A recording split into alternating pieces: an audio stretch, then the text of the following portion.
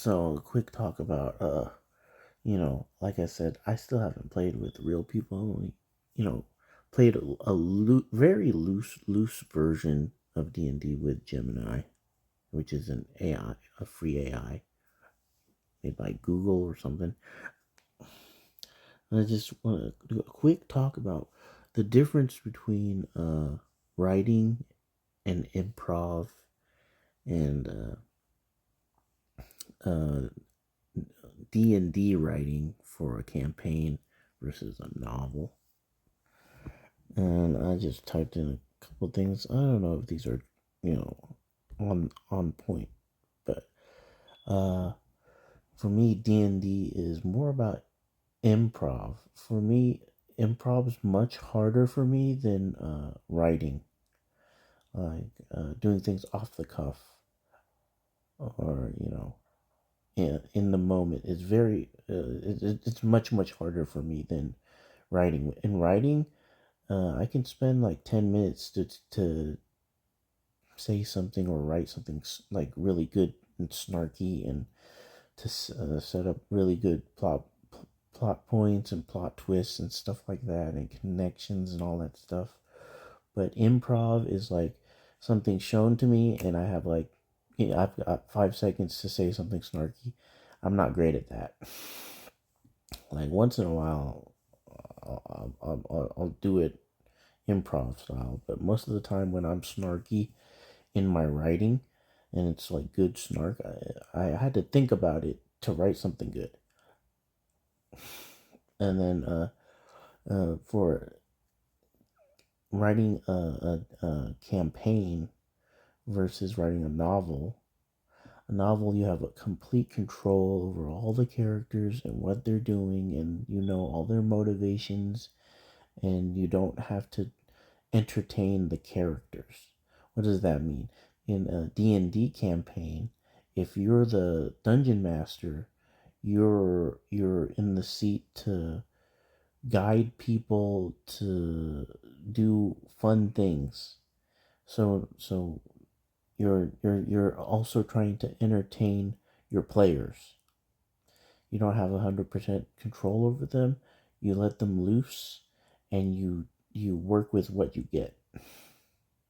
Which is, like I said, even if you have a planned out campaign with the most interesting plot points and plot twists, uh, it's your party that you're guiding that can change anything and everything, and you have to be able to be flexible and to run with it and change up stories. Like if you're planning some epic story that's based on one thing, that if the player characters don't do that thing, then you have to have a like A, B, C, D, E, F, G backup plans.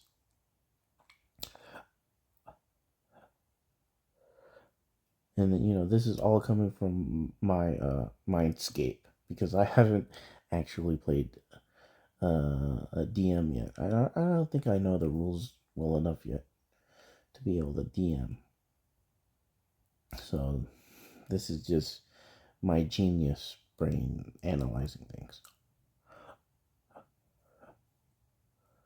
And then I was watching a little bit of Vox Machina clips, which it comes from Critical Role, and I can't wait to get caught up on Critical Role. I'm on season 1, episode 2 still.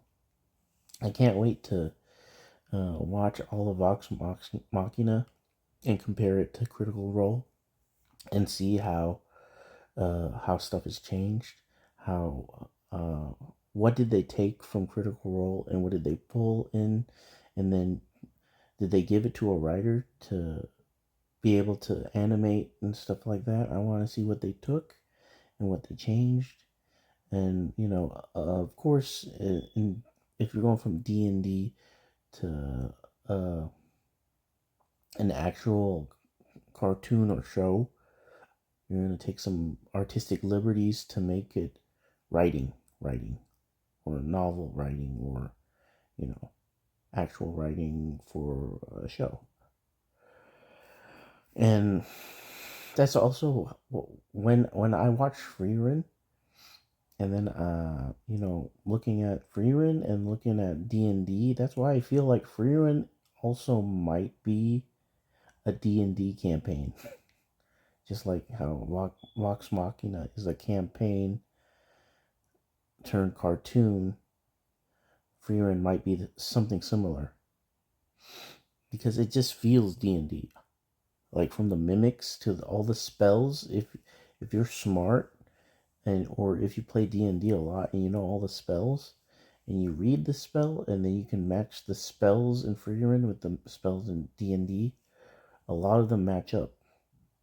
And then a lot of them are, it could be like a homebrew D&D campaign that frieren's based off of.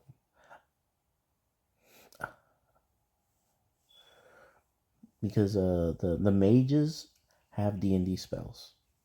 And frieren, obviously, iconically, she interacts with the mimic in certain ways. And the mimic is a D&D monster.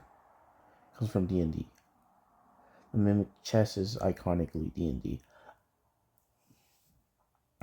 So I might write a story that's heavily inspired by D&D in the future.